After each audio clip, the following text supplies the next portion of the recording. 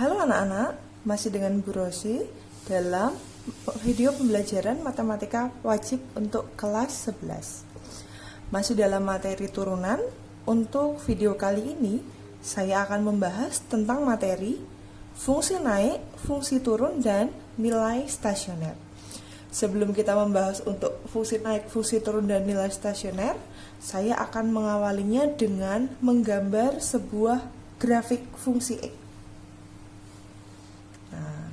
Kali ini kita akan menggambar grafik fungsi X kuadrat dikurangi 4X ditambah 3. Mungkin kalian sudah bisa menggambar ini ketika kelas 10 sudah pernah diajarkan tentang menggambar grafik. Mungkin kamu bisa menggambarnya. Baik, sama-sama kita akan menggambar. Pertama-tama, sebelum kita menggambar sebuah grafik, kita harus mencari koordinat titik potongnya terhadap sumbu utama. Sumbu utama yaitu sumbu X dan sumbu Y. Pertama-tama, saya akan mencari koordinat titik potong grafik ini terhadap sumbu X. Masih ingat syaratnya? Mencari titik potong terhadap sumbu X, syaratnya adalah Y-nya sama dengan 0. Ini ya. Oke, mencari koordinat titik potong terhadap sumbu X, syaratnya Y-nya sama dengan 0. Berarti kalau Y-nya sama dengan 0, tadi fungsi X-nya kan fx sama dengan X kuadrat dikurangi 4X ditambah 3. Karena Y-nya 0, berarti ini fx-nya 0. Fx itu kan Y, sama dengan X kuadrat dikurangi 4X ditambah 3. Nah, kalau kamu bingung ini nolnya, saya pindah di ruas kanan. X kuadrat dikurangi 4X ditambah 3 sama dengan 0. Oke. Kalau bentuknya sudah seperti ini, berarti diapakan? Difaktorkan sama dengan 0. Oke, faktornya berapa ya? X 1 dan 3. Ini kurang, ini kurang. Oh, berarti X-nya sama dengan 1 atau X-nya sama dengan 3. Tadi X-nya 1, Y-nya 0, X-nya 3, Y-nya 0. Oh, berarti ada dua buah koordinat titik potong terhadap sumbu, yaitu apa? 1,0 dan 3,0. Oke.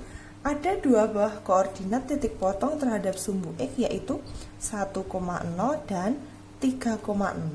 Kita simpan dulu. Kita akan mencari koordinat titik potong terhadap sumbu utama yang lain, yaitu sumbu Y. Oke. Syarat titik potong terhadap sumbu Y itu apa? Kebalikannya, kalau tadi sumbu X itu Y-nya sama dengan 0, berarti sekarang kalau titik potong terhadap sumbu Y apa? X-nya sama dengan 0. Oke. Kalau X-nya sama dengan 0, berarti kita akan substitusi ke fungsi tadi. Tadi fungsinya adalah fx sama dengan X kuadrat dikurangi 4X plus 3. Gini ya. Kalau X-nya 0, berarti fx itu kan Y. Berarti F0 sama dengan 0 pangkat 2 dikurangi 4 kali 0 ditambah 3. Gini kan, F0 itu kan Y. 0 kuadrat 0, 4 kali 0, 0, berarti dia 3. Oh, berarti koordinat titik potong terhadap sumbu Y-nya X, Y. X-nya 0, Y-nya 3. Gini kan, oke. Simpan dulu. Kalau sudah punya koordinat titik potong terhadap sumbu utama, ada satu lagi. Karena tadi fungsinya dalam bentuk kuadrat, berarti dia punya titik puncak. Sebenarnya tidak hanya bentuk kuadrat ya. Misalnya dia mau pangkat 3, mau pangkat 4 pun, dia pasti punya puncaknya kan. Nah, ini koordinat titik puncak ini X kuadrat min 4X plus 3. Masih ingat nggak koordinat titik puncak? Misalnya koordinat titik puncak itu saya namakan dengan X, Y, P, Q saja deh. P, Q. Koordinat titik puncak misalnya P, Q. Masih ingat rumusnya nggak? Kelas 10. Min B per 2A, min D per 4A. Masih ingat? Nah, ini koordinat titik puncak ya. Di mana min D itu adalah B kuadrat min 4AC. Ini saya tulis lagi. Min B per 2A, D-nya itu adalah B kuadrat min 4AC per 4A. Oke. Kita akan masukkan nilainya. Saya pakai ini ya.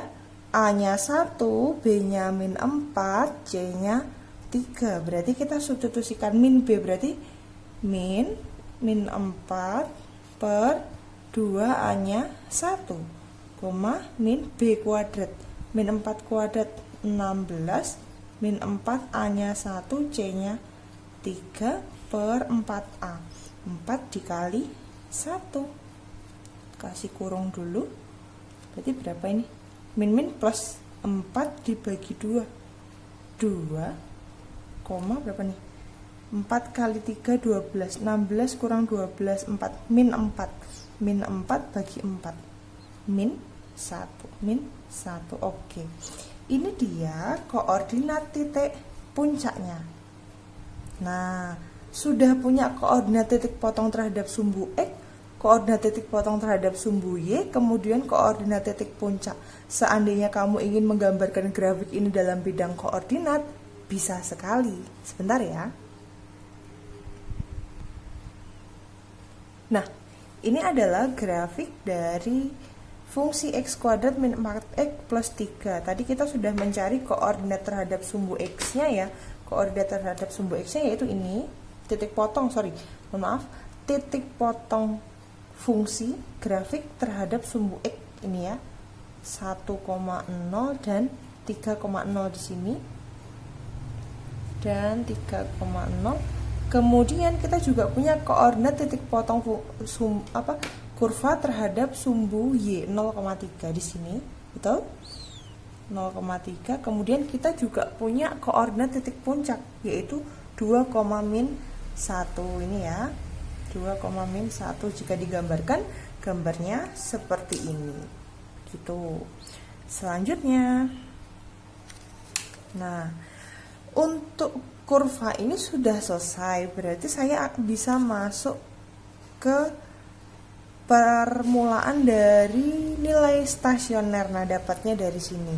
Karena kita masih dalam materi tentang turunan, berarti untuk mencari nilai stasioner itu masih ada hubungannya dengan turunan dari fungsi tersebut. Nah, di sini tadi fungsinya adalah X kuadrat dikurangi 4X ditambah 3. Seandainya fungsi itu saya turunkan, berarti jadinya berapa?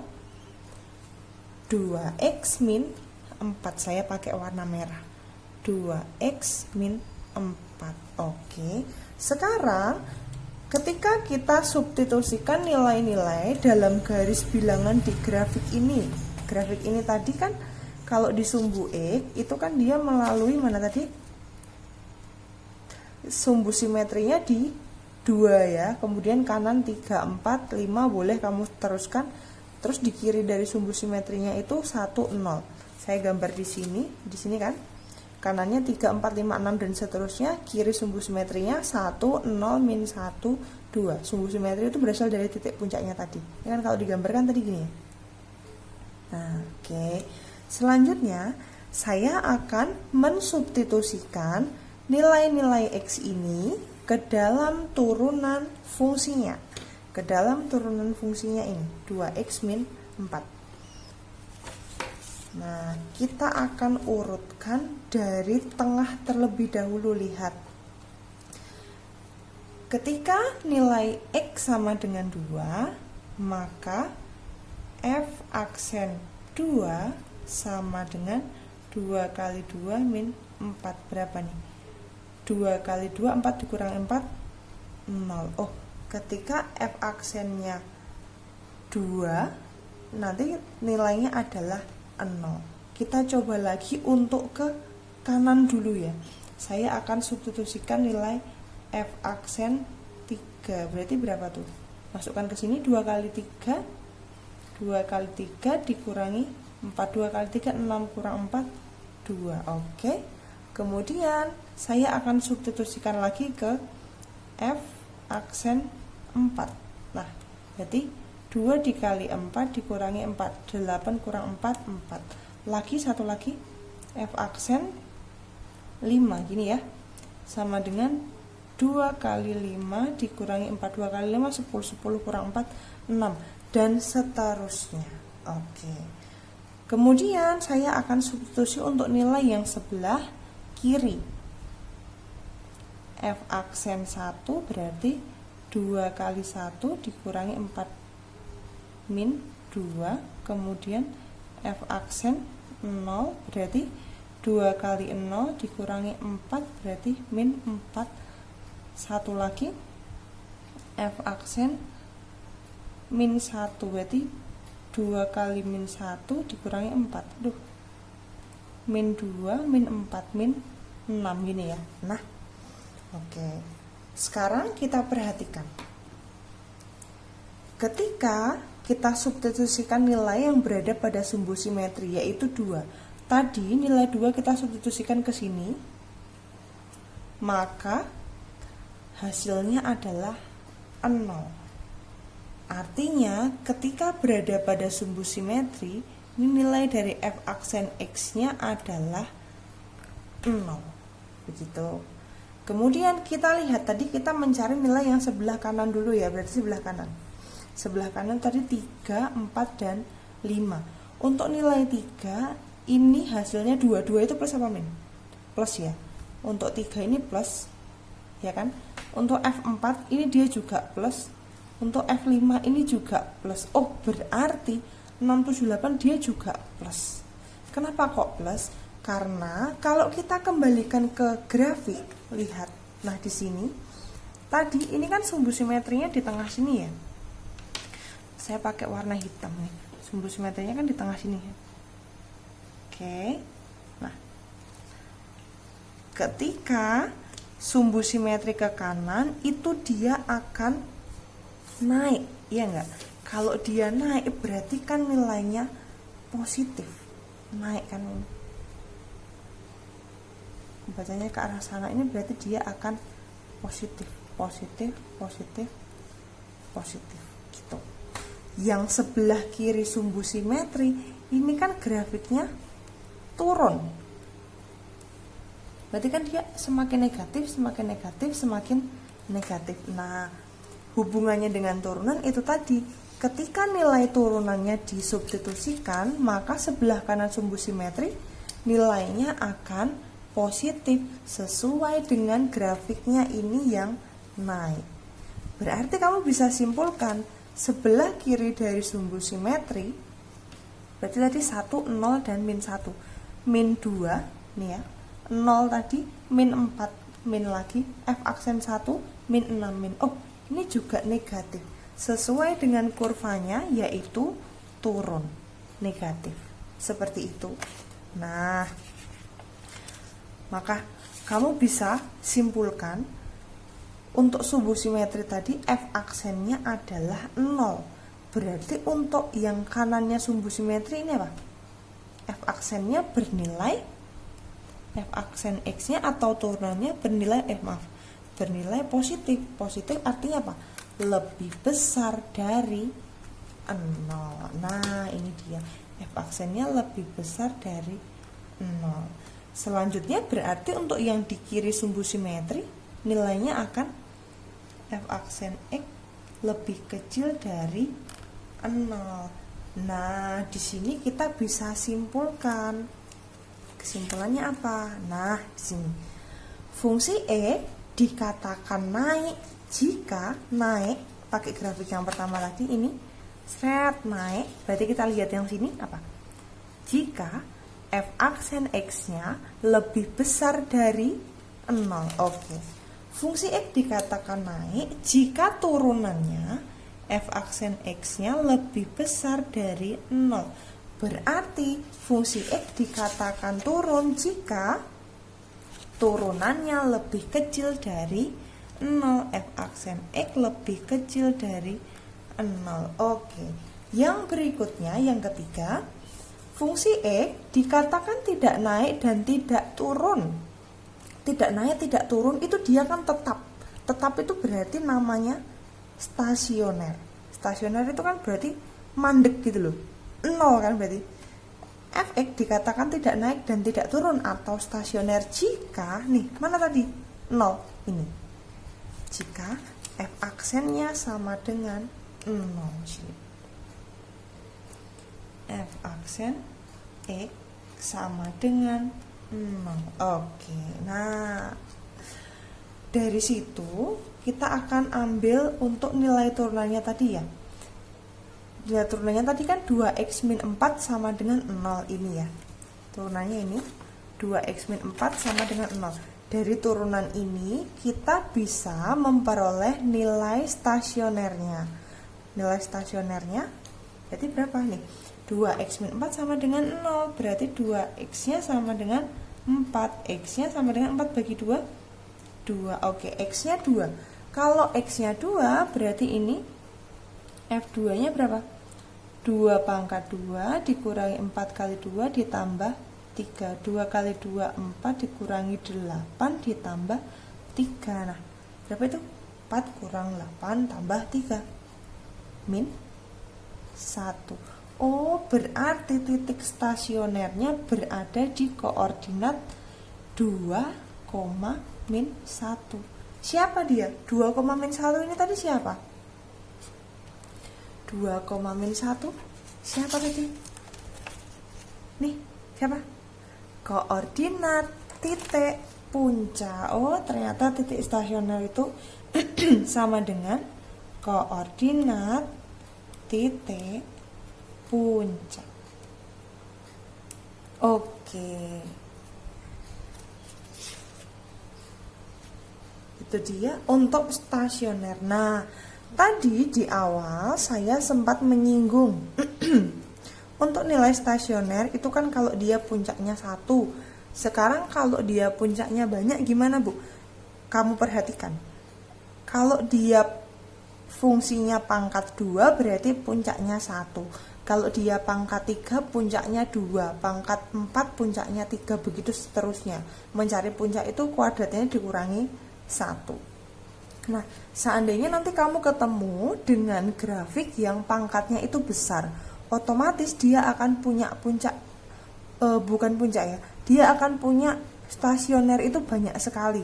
Nah, puncak-puncak kayak gini bisa di atas, bisa di bawah. Nah, itu misalnya, saya misalkan sebuah grafik itu naik turun semacam ini. Nah, mungkin saja nanti kamu akan bertemu dengan grafik semacam itu ya. Titik stasionernya banyak sekali. Nah, di sini kalau kita lihat ada beberapa titik puncak. Berapa nih?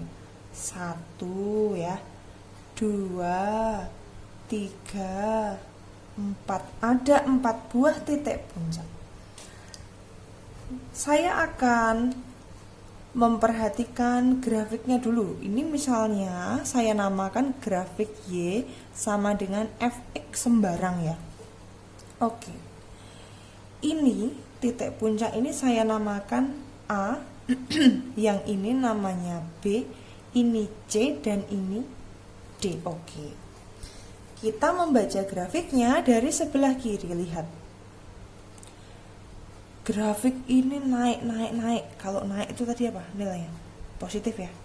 Positif. Sampai di sini seret diem dia berapa? 0. Kemudian dia turun berarti negatif.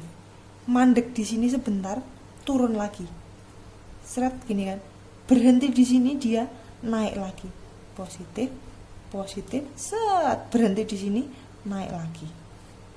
Oke, nah grafiknya naik, turun berhenti, naik lagi, berhenti, naik lagi. Nah, fungsi X ini mempunyai nilai stasioner di X sama dengan A di sini, di X sama dengan B di sini, di X sama dengan C di sini, dan di X sama dengan D. Kenapa dia punya stasioner di situ? Karena fungsi X-nya ini pangkatnya banyak. Kemudian pada titik-titik ini, titik-titik puncak ini, gradien garis singgungnya adalah 0. Gradien garis singgungnya 0 karena apa? Karena turunan pertama fungsi X-nya sama dengan 0. Nah, ini tadi saya tuliskan di sini, fungsi tersebut memiliki nilai stasioner di X sama dengan A, di X sama dengan B, X sama dengan C, dan X sama dengan D. Karena pada titik-titik tersebut, gradien garis singgungnya adalah 0. Ini gradien garis singgungnya adalah 0. Nanti kan garis singgungnya kan di sini.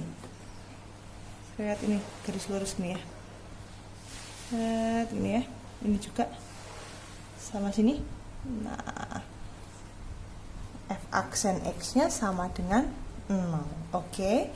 Berikutnya kita akan membahas tentang jenis-jenis dari stasioner itu. Nah, grafiknya ini tadi kan belok-belok, ya kan? Grafiknya kan belok-belok gini kan? Dia punya stasioner 1, 2, 3, 4. Nah, kita akan bahas satu-satu jenis masing-masing dari jenis stasioner tersebut. Di sini jenis-jenis stasioner. Oke, kita lihat.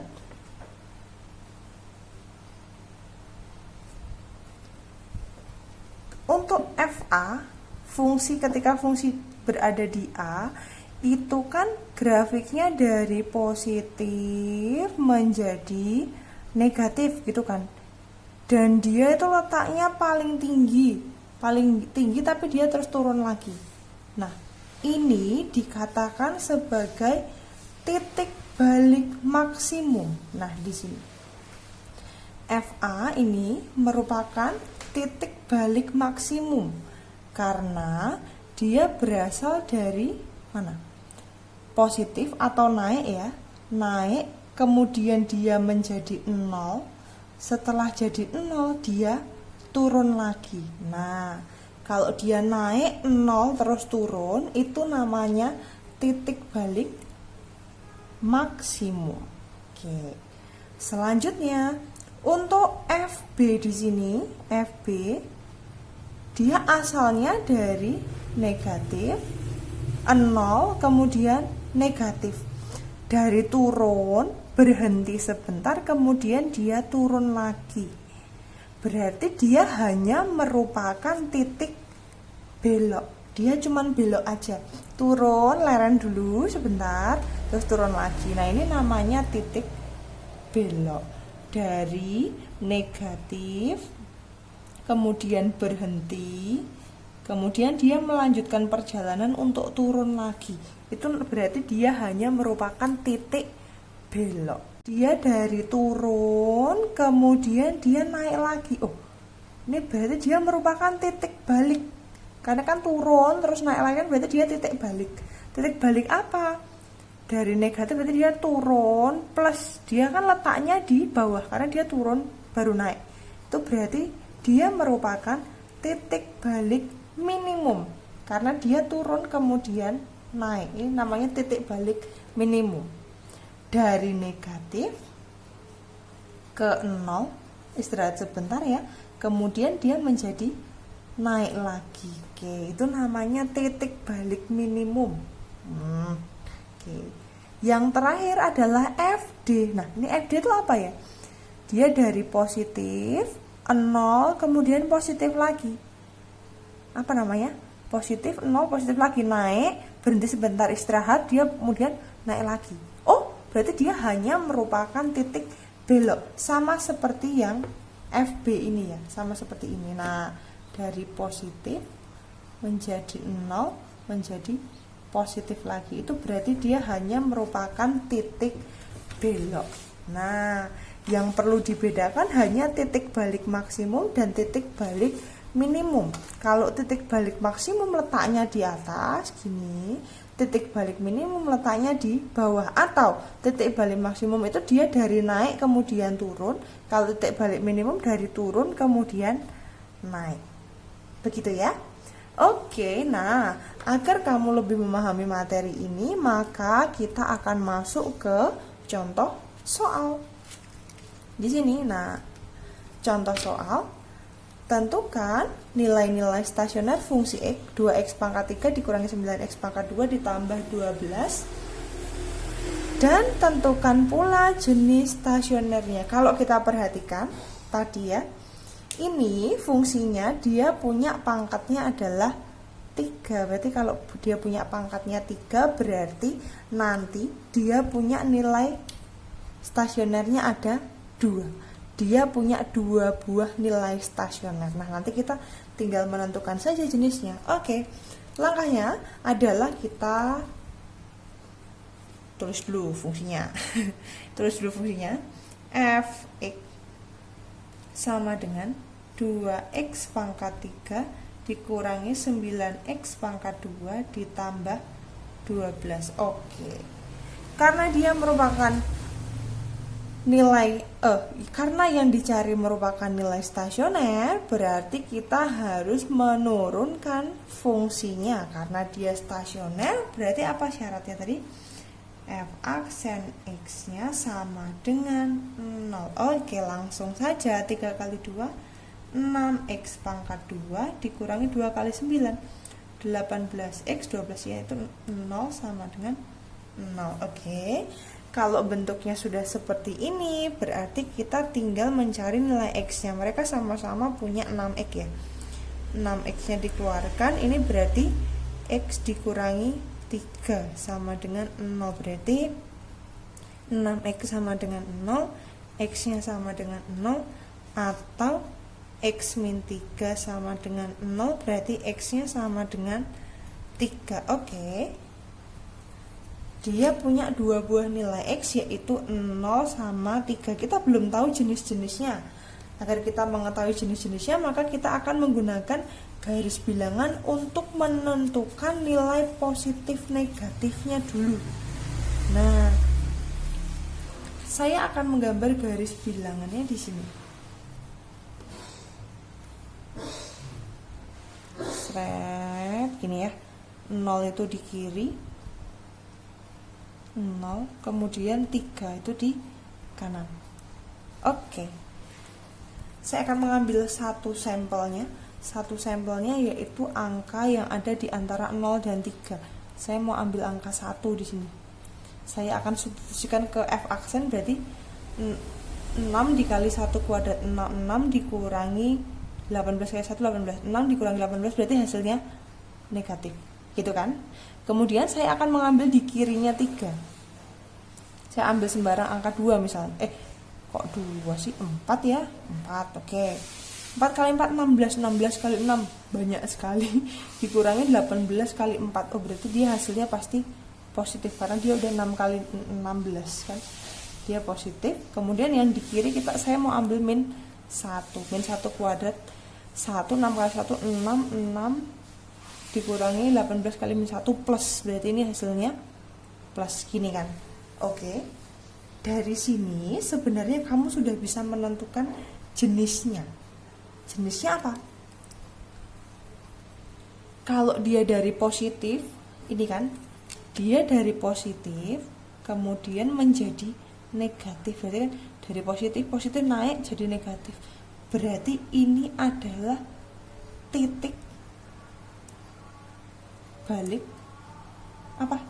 Positif negatif naik, ini maksimum ya.